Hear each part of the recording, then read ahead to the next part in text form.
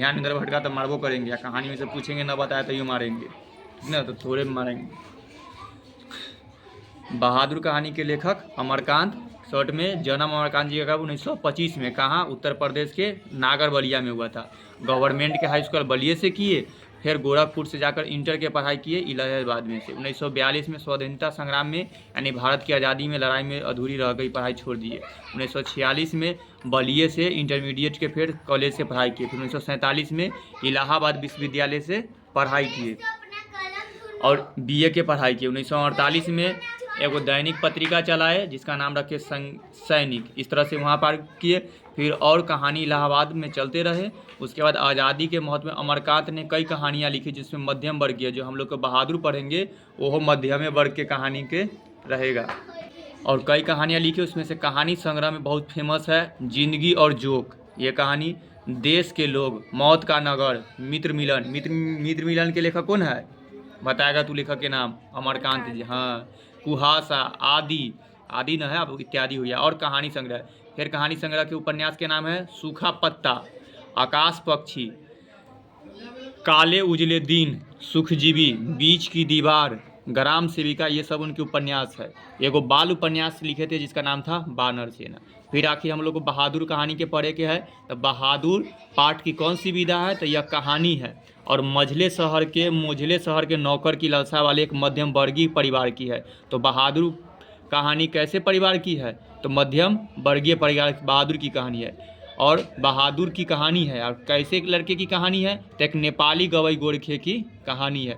परिवार में नौकरी पेशा वाले तटस्थ लोग के लिए इच्छा रहता है। अब हम लोग कहानी के स्टार्ट करेंगे। बहादुर, अब कहानी बोलते हैं, सहसा मैं काफ़ी गंभीर हो गया था जैसे कि उस व्यक्ति को हो जाना चाहिए। लेखक लिखते हैं कि जिस पर एक दायित्व आ गया, यानी कि क्या दायित्व आ गया था, तो वो लड़का बहादुर का दायित्व आ गया था। वह सामने खड़ा था और आंख को बुरी तरह मलका रहा था। 12-13 वर्ष का उम्र का लड़का था। लड़का का उम्र कितना था? 12-13। तो उन पर बोले बहादुर का उम्र कितना था? 12-13 वर्ष का उम्र का था। रहता है क्वेश्चन कि बहादुर के पहली नजर में देखने पर लिखे थे, बहादुर कैसा देखने में लग रहा था? वो आंखों को बुरी तरह चमका रहा था, रख दो वहाँ पे। और 12-13 वर्ष की उम्र था। शरीर का ऐसा था, टिकना चटैक शरीर था, चेहरा गोरा रंग का था, मुंह चिपटा मुंह था। वह सफ़ेद नेकर पहने हुए था, आधी बाह की सफ़ेद कमीज पहने हुए था, ठीक, और भूरे रंग का पुराना जूता था। जूता भूरा रंग के, बाह की सफ़ेद, आधे बाह की सफ़ेद, नेकर का मतलब हाफ पैंट पहने हुआ था। उसके गले में स्काउट की तरह एक रुमाल बांधा हुआ था, रुमाल लटकाया था। उसको घेर कर परिवार के अन्य लोग खड़े थे और निर्मला चमकती दृष्टि से कभी लड़के को देखती और कभी मुझको और अपने भाई को। निर्मला लेखक के पत्नी का नाम, यानी कि अमरकांत जो लेखक, उनके पत्नी का नाम क्या था? निर्मला।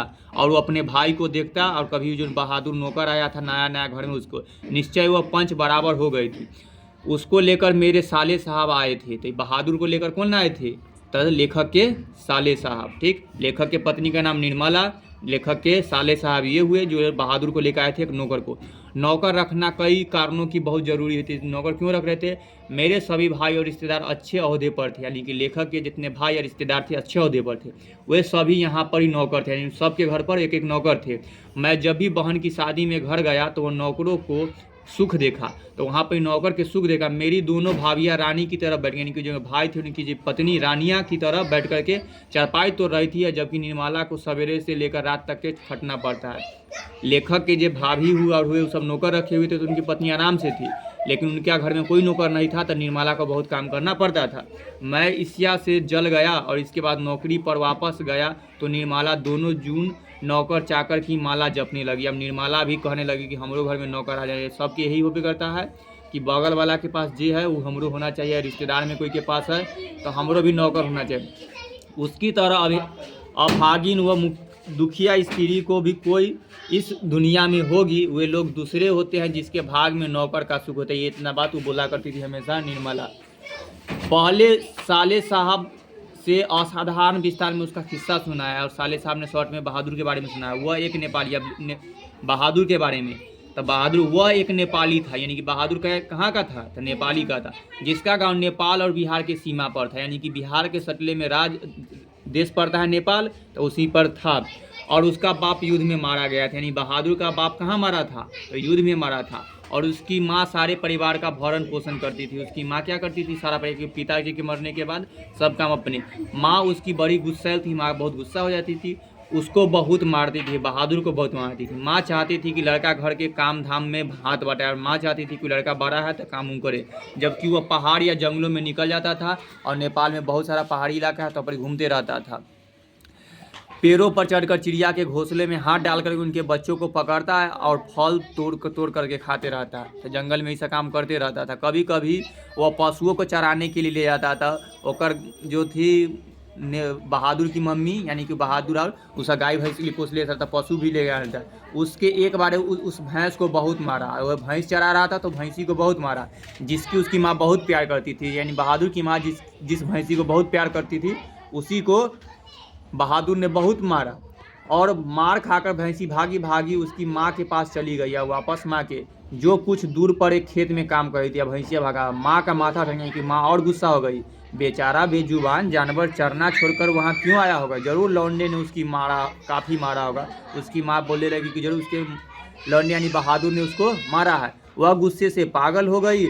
जब लड़का आया तो मैंने भैंस की मार की काल्पनिक अनुमान करके एक डंडे से उसकी दुगनी पिटाई की, और जितना लगा कि जैसे मारा होगा उसको, उसी तरह बहादुर को भी पिटाई की और उसके वहीं कहारता हुआ छोड़कर घर लौट गए। तो यह देखा कि इसको जैसे मारा है, तब बहादुरों को उसकी माँ बहुत पिटाई जंगले में। लड़के का मन माँ से फट गया, यानी कि माँ गया, और वह रात भर जंगल में छिपा और रात भर जंगले में रहा। जब सवेरा होने आया तो वह घर पहुंचा और किसी तरह अंदर चुपके घर में घुस गया। और बहादुर चुपके से घर में घुसा। फिर उसने घी की हंडिया में हाथ डालकर माँ के रखे रुपये में से 2 रुपये निकाले थे। कितना रुपया लेकर के भागा?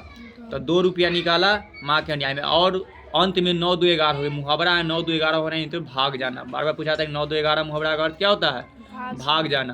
तो बहादुर माँ के हंडिया में से 2 रुपया निकाल करके भाग गया। वहाँ से वह 6 मील की दूरी पर बस स्टैंड था। बस स्टैंड कितने दूरी पर? तो 6 मील पर, जहाँ से नेपाल से गोरखपुर जाने वाली बस थी। बस में चढ़ा तो बस कंडक्टर पूछा है तुम्हारा नाम क्या है? मैंने पूछा, यानी कि लेखक पूछ रहे हैं कि तुम्हारा नाम क्या है? तो वो लड़का कहता है, यानी बहादुर कहता है साहब मेरा नाम दिल बहादुर है। तो बहादुर का पूरा नाम क्या था? दिल बहादुर। उसके स्वर में एक मीठी झंझाहट थी। मुझे ठीक याद नहीं मैंने उसको क्या हिदायतें दी हुई। शायद वह कि शरारतें छोड़कर ढंग से काम करे और घर को अपना समझे। इस घर में नौकर चाकर तो बहुत प्यार और इज्जत से रखा जाता है। लेखक कह रहे इतना बात, जो सब खाते पहनते हैं वही नौकर खाते पहनते हैं। अगर वह यहाँ रह गया तो ढंग शहर सीख जाएगा और घर और लड़कों की तरह पढ़ लिख जाएगा और ज़िंदगी सुधर जाएगी। सोच रहे कि जो नौकर रखेंगे उसको भी पढ़ाई लिखाएंगे। निर्मला ने उसी समय कुछ व्यवहारिक उपदेश दे डाले और निर्मला भी समझाने लगा कि इस मोहल्ले में बहुत तुच्छ लोग रहते हैं। वह न किसी के यहाँ जाए और न किसी के काम करे, न केवल लेखा के काम न करना है। कोई बाजार से कुछ लाने को कहे तो वह अभी आता है कह कर के अंदर खिसक जाए। यानी कि बहादुर को सिखा रहा है कि कोई तरह से कोई काम करवाए, निर्मला सिखा रही है।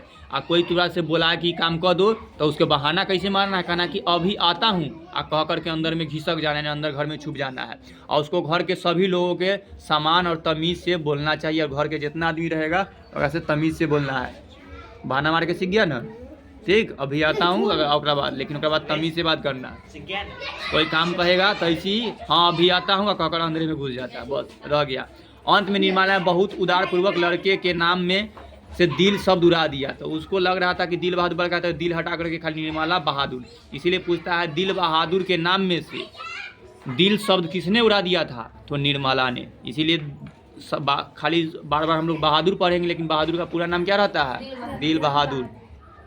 तो दिल बहादुर पूरा नाम है और दिल बहादुर के नाम में से दिल शब्द किसने उड़ा दिया था? तो निर्मला ने। परंतु बहादुर बहुत ही हंसमुख और मेहनती निकला। लेकिन बहादुर बहुत हंसमुख, कितनों डांट सवेर देता था फिर भी हंसते रहता था सर्वेश की तरह, और बहुत मेहनत करता था। उनकी वजह से कुछ दिनों तक हमारे घर में वैसा ही उत्साहपूर्ण वातावरण छाया। खूब हंसते रहता था, सब लोग भी हंसते रहता, हंसी मजाक उसके साथ सब करते रहता था।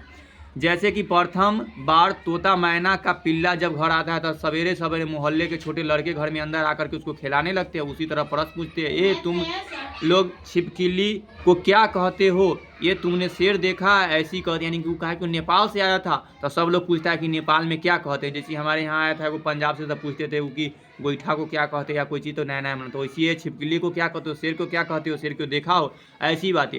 उसने पहाड़ी गाने की फरमाइश भी की थी और पहाड़ी गाना भी सुनाया था। लोग उससे छेड़खानियाँ करते, वह जितना उत्तर देता उससे अधिक हंसता था और सब उसके खाने की नाश्ते की बड़ी फिक्र रहती थी और सबको वो नाश्ता खूब करवाता था, खिलाता था।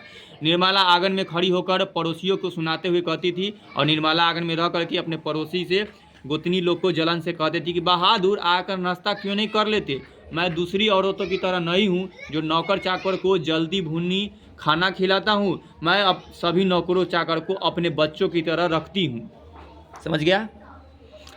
उन्होंने तो साफ साफ कह दिया कि 100-150 महीनवारी उस पर भले ही अधिक खर्च हो जाए पर तकलीफ उसको ज़रा भी नहीं होनी चाहिए। एक नेकर कमीज तो उसे रोज़ लाए हैं और कपड़े, यानी कपड़ा, और अगर नौकर पर महीना में 100-150 रुपया खर्चा हो जाता है कोई बात नहीं, खाली कूट छोड़ा ताकि बगल वाला पर ध्यान देनी। धीरे धीरे वह घर के सारे काम करने लगा। सवेरे ही उठकर वह बाहर नीम के पेड़ पर दातुन तोड़ कर लाता था। वह हाथ पर सहारा लिए अब बिना कुछ दूर तक के तने दौड़ते हुए चढ़ कर के मिनट भर में वो पेड़ की पुलाई पर नजर आता, यानी कि स्पीड में पेड़ पर फानता, तुरंत में दतवन तोड़ कर लाकर रख देता। निर्मला छाती पीट कर कहती, अरे रिछी बंदर की जात, कहीं गिर गया तो बुरा होगा।